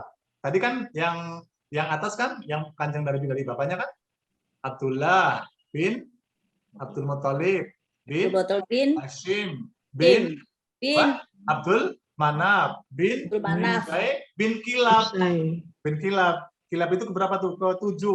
Ya, ke-7. Nah, kemudian dari ibunya Aminah binti Wahab binti Abdul Manaf binti Zahra intikilab. Nah, ketemulah di sini. Nah, ya, ilmu kayak gini, paling tidak kita dengar dan kita tahu. Kanjeng Nabi, bapak ibunya itu ke atas ketemu di kakek kelima keenam itu satu kakek. Hashim Asy'ari sama pendiri NU siapa? Sama pendiri Muhammadiyah, Kiai Haji Ahmad Dahlan. Itu satu ke atas ketemu loh itu. Nah, lucunya satu guru di Mekah, hanya perbedaannya mendirikan ormas yang berbeda gaya, satu Avanza, satu Terios misalnya ya, kayaknya gitu kan. NU Muhammadiyah kan cuma beda sisi tertentunya saja, tapi kan sama-sama organisasi untuk memajukan dan mendapat. Tapi kadang-kadang kita jumpain yang sewu di tengah-tengah masyarakat, perbedaan ormas menjadi perbedaan yang seolah-olah apa ya? Seolah-olah berlawanan. Oh, yang sewu, orang kalau ngerti ilmunya, berorganisasi itu lebih penting organisasinya daripada tujuannya. Makanya punten pomong di pomong ya, manti-manti. Siapapun kita mau ikut di ormas apapun, di jamaah apapun, jamaah, ormas itu adalah kendaraan. Tujuannya sama. Li'ila kalimatillah, meninggikan kalimatnya di Allah. Hashim Asy'ari sama Ahmad Dahlan satu guru, satu kakek ke atas. Tapi kadang-kadang kita jumpai itu. Dasarnya ada sesuatu yang terjadi yang apa ya tidak bagus lah, itu apa? Seolah-olah yang satu mengatakan yang lainnya ada sesuatu hal yang berbeda. Berbeda itu hanya berbeda manhajnya saja, tujuannya sama. Baik, Ibu sekalian, ringkasnya atau sinopsisnya berikut, tolong disimak. Menurut pendapat yang paling kuat dari sekian banyak pendapat sekian para ulama tentang sirah, Nabi Muhammad itu dilahirkan, ini sinopsisnya dari lahir sampai meninggal ya, cuma sekitar saja. Lahir hari apa Bapak Ibu? Senin. Senin, ya Senin. Makanya Senin salah satunya jadi puasa sunnah. Ya. Hari Senin malam 12 Rabiul Awal. Dan kemudian dikenal dengan tahun gajah. Sebelum lanjut, kenapa sih kok disebut dengan tahun gajah? Ada yang bisa memberikan pencerahan? Penyerbuan Ka'bah. Mantap Bu Wida, mantap, semangat. Saya jadi semangat banget ya ada begitu. Jadi kenapa disebut tahun gajah? Karena waktu itu ada kisah, bukan kisah ya, ada kejadian atau ada peristiwa yaitu apa? Tentara Abraha, si kafir itu, ya si laknatullah itu akan menyerbu Ka'bah dan pasukannya itu kemudian menunggang. Ya. Ada surat gajah loh di Quran di juz amma yang panjenengan kayaknya hafal semua deh. Al-Fil. Ya. Toiron ababil, cuma dilempari batu kecil, batu kerikil kecil oleh burung ababil, tapi itu batu burung dan batunya adalah putusan Allah. Maka kemudian tarmihi bi hijaratin min sijil faja'alahum asmakulo, jadi kayak apa? Gajah yang dilempari batu dari neraka. Ya. Itu menjadi sampai jadi apa kayak jadi awu lah gitu kira-kira lah ya. Baik, kembali. Senin Rabiul Awal, kemudian tahunnya gajah, kemudian Nabi Muhammad dibesarkan di Mekah sebagai anak yatim supaya kayak lagi kuliahan sama lagi anak-anak. Nyun sewu, saya lagi bergaya kayak dengan anak-anak. Maksudnya saya tanya jawab. Nyun sewu, panjenengan pirsa mboten Kanjeng Nabi itu ditinggal sama bapaknya di usia berapa? Nih, supaya enak aja. Dalam perut. Bu Weda Tirtoyo lagi yang jawab. Uci, tolong siapin kunci mobil. Untuk hadiah beliau. Langsung kirim ke Purwokerto. Ya, berarti Bu Weda itu udah nanti dibalesin dengan mendoan kota. Oh, saya tolong dikirim mendoan 3 kota. Bapak Ibu sekalian, saudara yang saya hormati Allah. Nah, tahunnya gajah, kemudian meninggal beliau anak yatim, artinya beliau itu lahir ke dunia sudah menjadi yatim. Kalau sekarang, sebelum satu sekarang, kalau sekarang ada orang yang merasa begini, begitu ya, penderitaan Nabi ribuan kali lah, gitu, kalau boleh dibilang bahasa lebih, ribuan kali lebih susah, lebih merana, lebih nyedihin dan sebagainya. Kenapa? Beliau lahir sudah yatim karena kira-kira usia berapa bulan di kandungan, sang ayahnya yaitu Abdullah itu wafat. Dan artinya beliau lahir tidak melihat sosok ayahnya. Ada yang mengatakan 2 bulan, ada yang mengatakan beliau yang 3 bulan, ada yang mengatakan 2 bulan mau lahir. Jangan diperdebatkan. Yang penting beliau lahir adalah dalam keadaan Yatim. Nah, 1. Pada waktu ayah Nabi Muhammad sedang berdagang ke Syam, halo, Syam sekarang apa, Bu? Syam itu istilah waktu itu. Kalau sekarang istilahnya bukan Syam.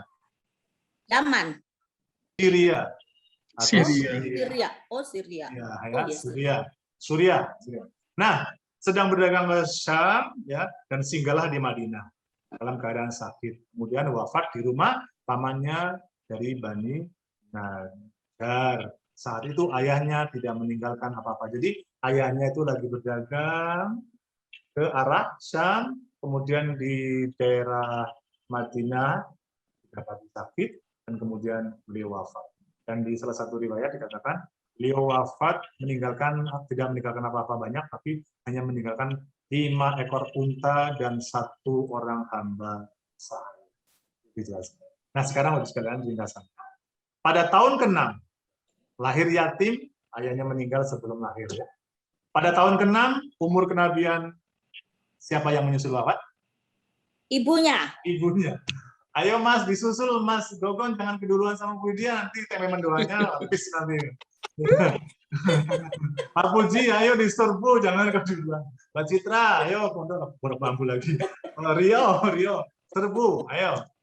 Ibunya meninggal tatkala beliau berusia 6 tahun.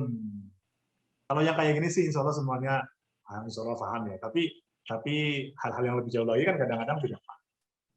Nah, jadi ibunya meninggal pada usia kira-kira beliau di tahun ke-6 kenabian. Ibunya itu membawanya pergi ke Madinah untuk menemui pamannya.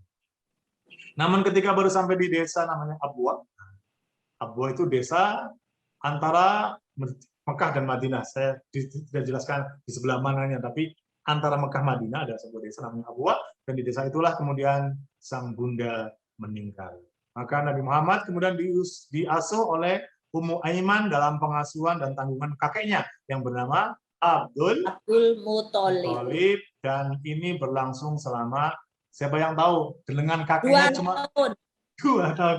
Pak Puji kalah jawaban. Pak Puji diserbu lagi dari Purwokerto. Puji, ayo serbu. Jadi beliau itu diasuh kakeknya setelah ibunya meninggal hanya selang berapa? 2 tahun. Nah, setelah itu udah tergambar deh. Siapa diasuh kemudian? Siapa? Pamannya. Pada tahun ke-8 berarti kan 6 tahun ibunda meninggal, 2 tahun sama kakeknya bersama Ummu Aiman, kemudian kakeknya juga meninggal. Maka kemudian dalam usia 8 tahun Nabi Muhammad diasuh oleh paman beliau yang bernama Abu Thalib. Abu Thalib itu apanya Ali? Wah, nggak tahu deh. Nah, tumben langsung menyerah. Bucit, Pak Puji, Mbak Citra, Mas Gogot, Mas siapa yo? Abu Thalib itu apanya Ali? Oh, bapaknya. Ya, bapaknya. Namanya juga ya, ayat Ali bin Abi Thalib. Ali bin Abi Thalib. Ali itu anaknya yang menjadi sahabat Nabi ketika masih muda beliau, bahkan bukan cuma sahabat. Selain dia ponakannya, dia juga yang menggantikan Kanjeng Nabi untuk bertarung dengan kematian dan bahaya yang mencekam ketika Nabi mau hijrah. Di mau hijrah, Nabi kan dikuntit, ya, kayak dikuntitnya pengawalnya, ulama yang terus kemudian dikuntit, terus kemudian akhirnya apa? Oleh Kafir Quraisy, karena sudah mau hijrah, maka Nabi menyerahkan kepada Ali, dan Ali mengganti tempat tidurnya. Bayangkan Bapak Ibu, Ali menggantikan tempat tidurnya Kanjeng Nabi, yang Kanjeng Nabi mau hijrah bersama Abu, artinya berlawan nantang maut ya. Di Allah tidak izin. Nah, setelah itu agak loncat, bukan agak loncat tapi agak lewat dikit. Setelah itu dalam usia 12 tahun, tatkala Nabi mencapai usia 12 tahun, beliau dibawa berniaga oleh pamannya, Abu Thalib, ke negeri Syam, Syria, dan ini merupakan perjalanan pertama beliau berdagang. diajak oleh pamannya. Nah, lamalah berdagang lah. Dagang sekian puluh tahun, dan pada usia 25 tahun beliau pergi ke Syam untuk kedua kalinya. Awalnya ketika usia 12-an tahun, dan pada usia 25 kemudian kembali lagi ke Syam, ya, untuk kedua kalinya dengan membawa barang dagangan milik putri terkenal Siti kayak Khadijah. Siti Khadijah. Kayaknya Bu Widya itu punya syairnya ya, kayaknya ya. Punya lagunya Enggak, yang Pak. Enggak, Ustaz. karena itu syairnya kan itu. Saya suka itu, memang saya suka ngikutin surah Nabawiyah memang. Oh, berarti bagus. Iya. Mudah-mudahan jangan lupa Bu, pesan saya untuk kita semuanya, sholawatnya yang diperbanyak. Ya. Agar password kita mendapatkan syafaat Nabi, insya Allah. Pokoknya jujur Bapak Ibu, saya ya bukan apa, ingin mengatakan bahwa saya selalu menempatkan ada sholat ya, minimal setiap sholat fardunya aja minimal 100 kali, karena satu putaran tasbih kan enaknya 100 ya, setelah baca subhanallah sambung sholawat. Nah, itu di ibadah sholat. Di ibadah yang lain atau di sisi lain kita coba. Misalnya saya kalau mau minum, ya sudah contoh. Saya kalau minum lebih sering saya fatihain dulu sama sholawat baru saya minum. Apalagi minum bangun tidur itu agak lama sebelum teguk itu, Fatihah dulu, kemudian sholawat, kemudian baca doa sebelum makan. Kemudian kadang-kadang ditambahin dengan Bismillahirrahmanirrahim. Bihi. Halo? Yang apa? Bismillahirrahmanirrahim. Syai'un fil ardi wala bisama. Ingat Bapak, itu zikir yang harus kita rutinkan apalagi dalam situasi pandemi. Bismillahirrahmanirrahim. Syai'un. Ya Allah, bismillahi, dengan namamu, dengan nama Allah, la yadurru, tidak akan menjadi mudorot atau menjadi masalah. Mudorot lah yang namanya. La yadurru ma'asmi syai'un fil ardi wala fisama. Segala apa yang di langit dan di bumi. Segala apa yang di langit dan di bumi. Artinya apa? Kita mohon kepada Allah apapun, entah itu makhluk, entah itu benda, entah itu hawa, apa saja, dengan nama Allah kita sebut la yadurru, maka mudah-mudahan tidak ada yang menjadi mudorot dan hanya kepada kita. Itu zikir yang akan terjadi.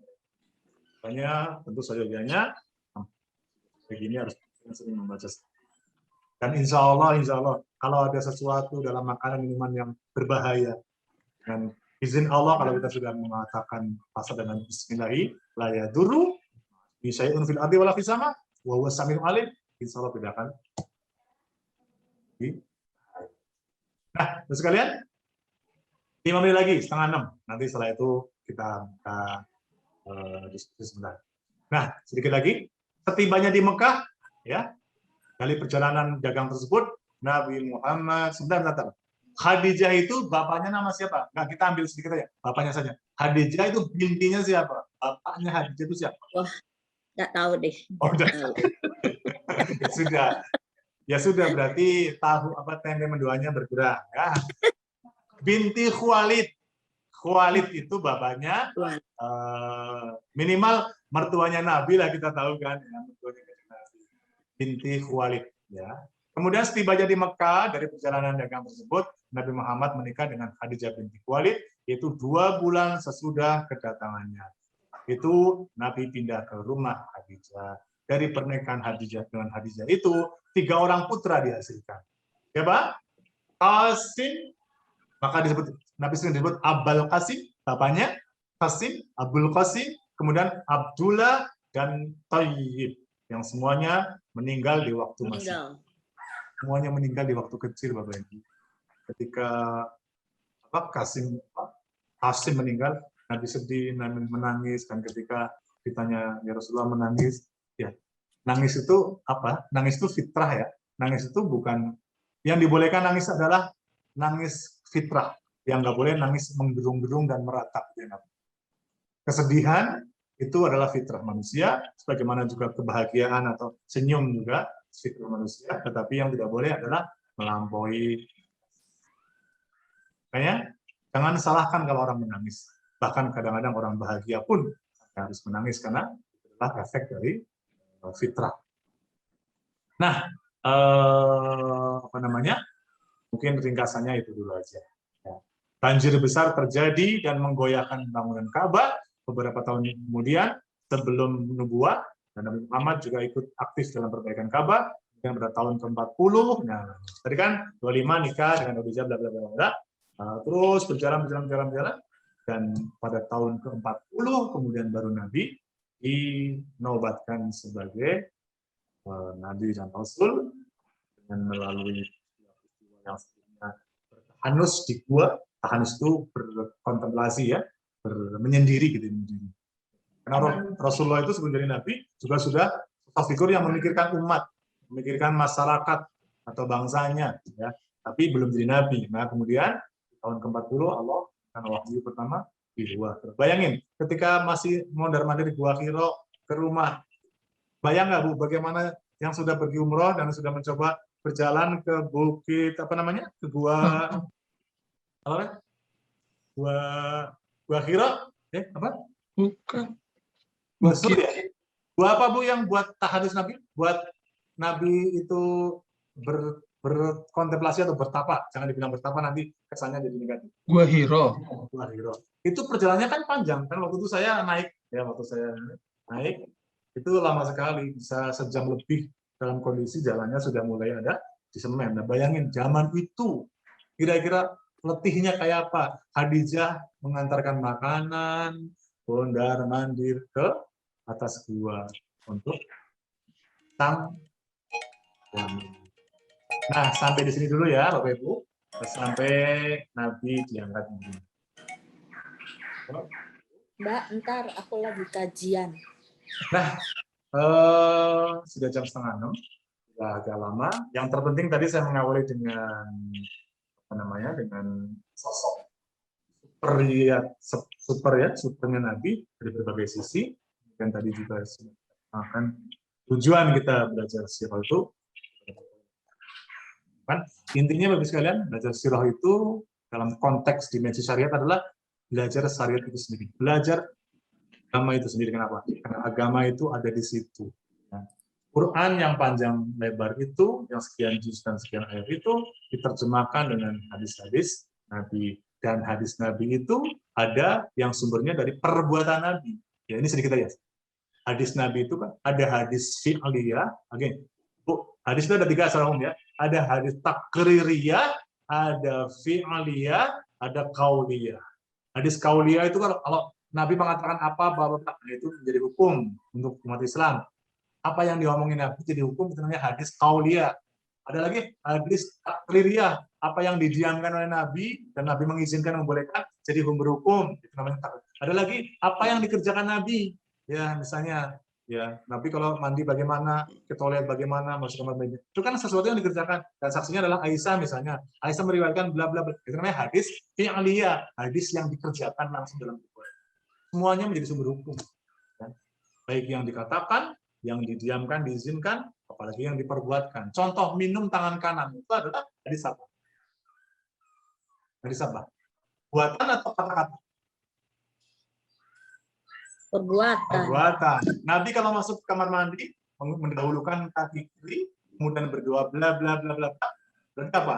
Ya ada perbuatan, ada perkataan. Semua jadi, dan baguskan luar biasanya kalau kita ittiba'un Nabi, itu penting banget. Kalau kita ikutin Rasul, apapun yang kita niatkan ikutin Rasul karena kita mahabbah kepada Rasul, insya Allah semua bernilai pahala. Jadi makan, minum, tidur, apain, kamar mandi masuk, kaki kiri, keluar kaki kanan, berdoa, bla bla bla, bercermin, pakai baju, semua memahami dalil-dalil, baik itu kata-kata atau perbuatan Nabi yang dalam pengertian sebagai sunnah Nabi, maka semua menjadi pahala. Bayangin kalau kemudian kita tidak paham ilmu itu, bisa jadi sekian persen kehidupan kita itu nihil dari nilai. Tapi kalau kita ngerti ilmunya, maka insya Allah yang mubazir, mungkin yang sia-sia, tidak bernilai pahala, mungkin sedikit. Semakin kita kaji lebih jauh lagi, dan kita memahami ilmunya, maka semua yang kita kerjakan, yang kita perbuatkan itu, insya Allah bernilai pahala. Walaupun kelihatannya sesuatu yang sepele, tapi kalau kita berdasarkan ilmu dan kita pahami, itu Nabi mencontohkan, menyuruh misalnya, maka insya Allah tidur kita saja kalau ngikutin Nabi, tidurnya padahal tidur kita sudah 20%, sudah sepertiganya dari kehidupan kita. Kalau usia 60, mungkin kurang lebih 17, 18 sampai 19 tahun itu tidur kita. Bagaimana kalau itu tidak bernilai pahala? Karena kita ngerti ilmunya. Nah, karena itu mari kita azamkan, kita niatkan, ayo sama-sama belajar agama tiap hari, tiap saat, tiap kesempatan, dan berterus-terusan sampai ajal menjemput kita. Demikian sahabat sekalian, seluruh semua yang saya cintai karena Allah, pembukaan kita, materi kita tentang sirah. Kalau kulihal mudah-mudahan. Kalau ada yang kurang berkenan, itu kekurangan saya. Kalau ada yang bermakna, itu karena bimbingan Allah SWT. Monggo, saya kembalikan kepada penyiar televisi. Baik Ustadz, terima kasih. Demikian tadi kita sudah mendengarkan pengantar, baru pengantar saja itu ya, baru pengantar saja. Mudah-mudahan bisa memotivasi untuk mendengarkan kajian berikutnya, karena kan ini panjang banget. Nanti mungkin Ustadz akan memilah-milah, entah itu bagaimana Nabi ketika bersedih, bagaimana Nabi harus berkata jujur dan sebagainya, yang mudah-mudahan dapat menjadi panutan atau pedoman kita dalam berperilaku. Monggo Ustadz ditutup dengan doa. Ya, baik. Tadi yang Mas Gon sampaikan, saya kira karena ini kan tema sangat besar, ya tapi yang penting kita niatin bahwa kita mengkaji sirah sebisa waktu yang kita niatkan dan kita rencanakan. Yang penting kita belajar dengan apa yang Rasulullah lakukan. Mau misalnya nanti kita mau loncat ke bagian apa, nggak masalah kan? Nggak masalah. Yang penting kita ngambil pelajarannya. Setuju nggak teman-teman? Yeah. Kalau kita ngaji dari awal sampai akhir, saya katakan sampai kita tua juga nggak nampung, karena apa?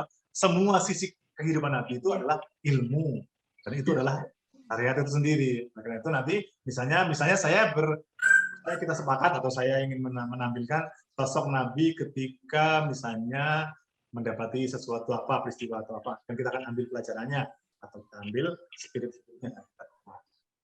Ustadz, maaf, boleh menyela sebentar? Monggo, sebelum doa. Bertanya sih, bukan menyela, tapi ketika lebih jauh lagi kita melihat apa yang Nabi lakukan, kok kayaknya kita semakin nggak ada apa-apanya, Ustadz. Sepertinya sholat malam aja beliau itu 1.200 ayat. Bacaannya. Boleh Mas? Iya. Boleh saya komentari Mas Gogon sebelum doa ya? Anggap saja ini rasanya kita ini jauh banget. Alah, boro-boro ya, bangunnya aja kita udah susahnya luar biasa. Ya sholat malamnya 1.200 ayat, ya Allah. Kita nggak ada apa-apanya, gimana itu? Jadi rasanya gimana ya? Aduh, itu. Satu motivasi dan pengingatan dari Ibu Ida yang sangat menguncang untuk kalau zaman kini nih apalagi anak muda, mau tarawih saja milih imamnya siapa sih? Imamnya si Anu, milih si jangan Anu tuh banyak pelan. Imamnya si Anu tuh udah cepet, imam turbo katanya. Nah hari ini imam turbo lagi, udah gitu ada teh botolnya, tambah lagi para lain. Jadi beri tarawih milih yang ada imamnya turbo plus teh botol plus kue. Nah, kalau kuenya Mbak Citra mah enak. Nah sekarang gini Bapak Ibu, yang tadi Ibu Weda tampilkan, saya ingin komentar sedikit tapi ya sedikit banget ya, tapi saya ingin membungkus dengan sebuah kekuatan dalil yang kemudian mudah-mudahan jadi kita. Betul ya, betul banget yang Pak Jenengan bahwa semakin kita ngerti Kanjeng Nabi bagaimana ibadah. Kalau ibu kan bagaimana ibadahnya, terkhususnya bagaimana sholatnya itu kan. Yeah. Terkhusus lagi bagaimana sholat malamnya itu kan yang Pak Jenengan aturkan kan sholat malam. Ya bukan sholat siang atau itu sholat malamnya. Bapak Ibu pirsa mboten bagaimana riwayat yang menjelaskan sholat malamnya Nabi. Banyak riwayat menjelaskan Nabi sholat malam dari Bada Isya sampai subuh. Gimana ya? Dari Bada Isya sampai menjelang subuh. Itu sholat malamnya Nabi. Oke, saya pertegas dengan sebuah riwayat, ringkas riwayatnya. Suatu ketika salah satu sahabat ikut di belakang nambung Kanjeng Nabi sholat. Ketika itu, ini sholat malam ya.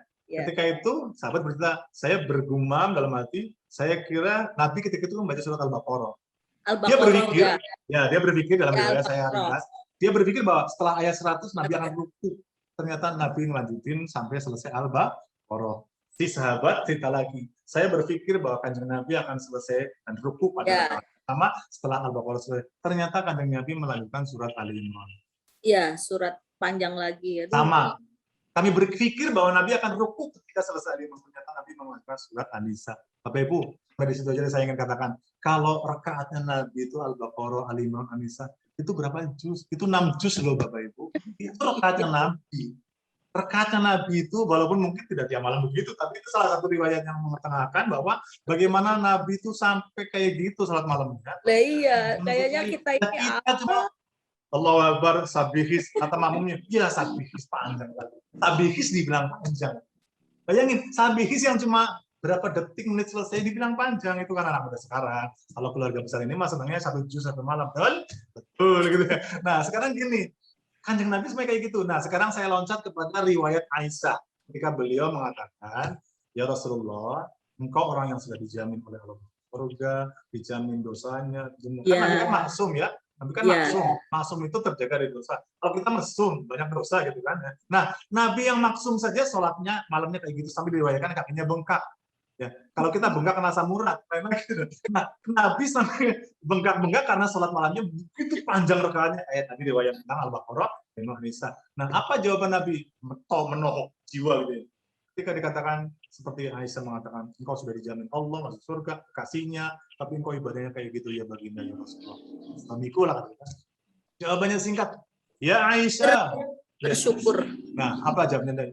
Kalau dengar riwayat ini Bapak Ibu, demi Allah, malu banget kita. Malunya sampai nunduk, rasanya malu banget. Kanjeng Nabi yang nggak punya dosa, maksum dijaga Allah, seibadahnya kayak gitu. Itu cuma salah satu ibadah malam. Tapi mengatakan, ya Aisyah, dan syakur. Apakah tidak baik aku menjadi hamba yang bersyukur? Dia mengatakan jawaban yang singkat, saya kepengen jadi hamba yang bersyukur. Jadi sholatnya Nabi bukan karena kewajiban, sholatnya Nabi bukan karena takut neraka, sholatnya Nabi itu karena ingin menunjukkan rasa syukur. Kalau kita sholat, neraka nanti, neraka. Jadi apa neraka gitu. Kalau Nabi, nah makanya mari kita bangun dalam diri kita beragama, beribadah kepada Allah, bukan karena kita takut neraka dan harap surga, bahwa itu juga pasti kita ke sana. Tetapi yang lebih dari itu adalah karena rasa cinta kepada ibadah. Kalau rasa cinta kepada Allah, itu biasanya ringannya akan beratnya akan berubah menjadi agak biasa dan lama-lama menjadi ringan. Yang berat jadi ringan kenapa? Ketika landasannya adalah mahabbah. Jadi bukan lagi karena takut ini takut itu kewajiban, sekedar kewajiban kan asal ngalaponin. Kalau ini enggak, dengan kualitas, bahkan bukan cuma dengan ini, dengan hati. Itu aja komentar saya tentang riwayat tadi dan salam jadi buat kita. Jadi betul, malu banget Bu, setuju malu. Mudah-mudahan malu itu juga tidak sampai di lisan ini, tapi menembus ke sini, lalu kita tersepakat dalam kebaikan kita hari-hari ke depan untuk lebih baik lagi kepada Allah. Demikian sedulur yang saya sampaikan. Saya lagi mohon maaf atas kekurangannya, mari kita berdoa. A'udzubillahi minasyaitonir rajim. Bismillahirrahmanirrahim. Allahumma shalli wa sallim wa barik ala sayyidina Muhammad wa ala Muhammad. Alhamdulillahi Rabbil Alamin, ya Allah, hamdan syakirin, hamdan na'imin, hamdan yuwafi ni'amahu wa yukafi mazidah. Ya Rabbana walakal hamdu walakal syukru walakal mulku kama yanbaghi li jalali wajhikal karim. Allahumma Rabbana ya Allah ya Rahman ya Rahim. Terima kasih ya Allah, kami bersyukur betul kepadamu ya Allah, telah takdirkan kami, telah izinkan kami semua bertemu, bermuajahah dalam hari ini Allah, dalam bermajelis Allah. Jadikanlah ya Allah, tambahkan ilmu kepada kami. Amin. Dan ilmu yang kau tambahkan kepada kami atas berkat kami ya Allah, jadikan ilmu yang membawa manfaat dan berkah kepada kami dalam ketaatan kami. Rabbi zidni ilma farzuqni. Ya Allah, tambahkan ilmu kepada kami dan seluruh itu ya Allah, berikan kepada kami karunia pemahaman ilmu itu. Dan berikan kepada kami kekuatan ya Allah agar ilmu itu menjadi terjemahan itu. Allahumma ya Allah, Rinal haqqa haqqan warzuqna tiba'ah wa rinal batila warzuqna tinamah. Ya Allah, tampakkan kepada kami ya Allah segala perkara yang hak jelas di mata kami ya Allah, warzuqna tiba'ah, dan berikan kami kemampuan, sanggupan, kekuatan untuk mengikuti yang hak ya Allah. Dan kemudian tampakkan pula kepada kami semua ya Allah bahwa perkara yang batil, yang buruk, yang jelek adalah batil jelas di mata kami ya Allah, dan berikan kami kekuatan, kemampuan untuk meninggalkan yang batil ya.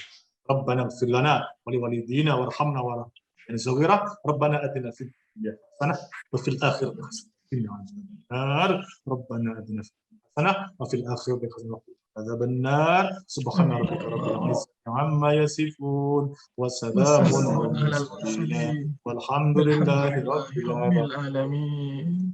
Matur nuwun atas kebersamaannya, sedulur.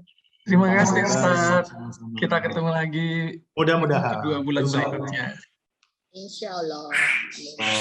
Tetap semangat dalam kondisi seperti ini. Saling doa, mudah-mudahan Allah selamatkan kita, juga kita dari segala yang mudarat.